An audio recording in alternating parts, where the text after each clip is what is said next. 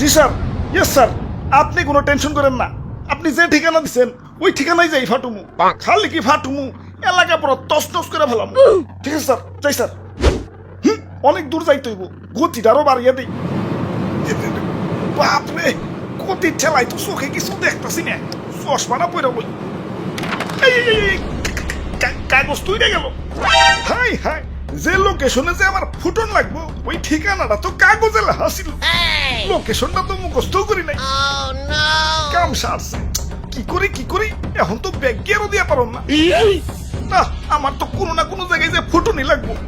কি করি কই পুরি। ওই তো সবুজ শ্যামল একটা দেশ দেখা যাইতেছে।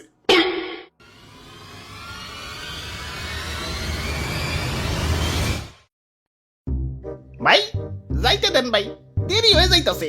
আব্বে হালায়, তুমি কোন আইসে দেখছো? চাঁদা পয়েন্ট, মানে চাঁদা ছাড়া ঢুকতে দন যাবো না।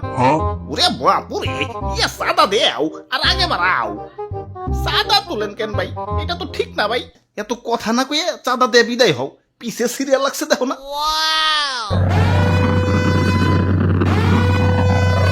আরে আরে খারাও, তো তাড়াহুড়া গেলা। ওই আমার পথ আটকেও না, আমার একটু সামনে গিয়া ফুটতে হইব। কিন্তু সামনে যাইতে হলে যে চাঁদা দেওয়া লাগবো। এই চাঁদা হবাই চাঁদা, এই রাস্তা দিয়ে যেই যাইব তারই চাঁদা দিতে হইব। দেন আপনার চাঁদা দাদা 150 টাকা। 150 টাকা? এই আমার কাছে কোনো টাকা নাই। টেকা না থাকলে তো যাইতে দেন যাবো না। ওই ইমার্জেন্সি ভাই, আমার একটু সামনে যাই ফুটন লাগবো, যাইতে দাও ভাই। না না, চাঁদা ছাড়া তো কোনোভাবেই যাবার দেন যাবো না। কাম সারছে রে, কোন দেশে বললাম? অন্য দেশে ঢুকতে গেলে তো এন্টি মিসাইল সিস্টেমের মুখোমুখি হইতে হয়, এনে তো চাঁদার মুখোমুখি অন লাগতাছে। ওরে বাপুরে, এইটাই আমাকে উন্নত প্রযুক্তির এন্টি মিসাইল সিস্টেম।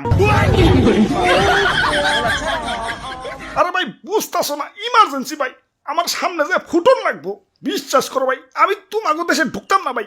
খালি যে টার্গেটে যে আমার ফুটন লাগবো ওই ঠিকানাটাই হারিয়ে ফেলাইছে।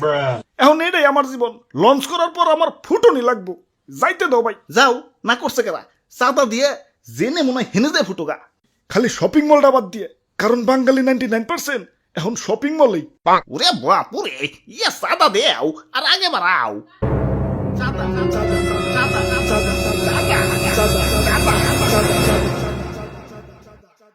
আরে ধর, এই তখন মানুষের বেলায় কোথাও শান্তি পাইতেছি না। একে তো আমার জায়গায় জায়গায় ফুটিয়া ফাটিয়া দুনিয়া জুড়ে একটা গ্যাঞ্জাম বাজিয়ে দিছে, তার উপরে তোরা চাঁদাবাজিতে রাস্তা আটকে বয়ে রয়েছস। ওই তোরা কি দুনিয়াটা একটু গুছিয়ে গেছে সুন্দর রাখতে পারস না? দুনিয়াটা তো তগই নাকি, তোরাই তো থাকুস। একটু মিলামিশা থাকুন যায় না? লোভ, হিংসা, ক্রোধ, ক্ষমতা তখন তো দিন দিন অমানুষ বানিয়ে দিতেছে। আরে আমার ভাবতেও অবাক লাগে, এই মানুষ আমারে বানাইছে ওগো নিজে কই ধ্বংস করার জন্য। কিছু মানুষের রাজনৈতিক ঝগড়া আর ক্ষমতার লোভ শাস্তি দিচ্ছে সারা দুনিয়ার নিরীহ মানুষদের। আমি যখন আকাশে উঠি, নিচে দেখি বাচ্চারা খেলছে। আরে আরে এদের স্বপ্ন ভাঙার জন্যই কি আমি তৈরি? এই সুন্দর পৃথিবীটা তো শুধু রাজনীতিবিদদের জন্য না, এটা সবার। এখানে শান্তিতে বেঁচে থাকার অধিকার সবার। শান্তি বাদ দিয়ে অশান্তি জ্ঞান করস তোরা। তোরা মানুষ না, তোরা সবাই অমানুষ হয়ে গেছস। তোরা যদি মানুষই হইতি, মানুষ হয়ে মানুষ মারতে পারতি না।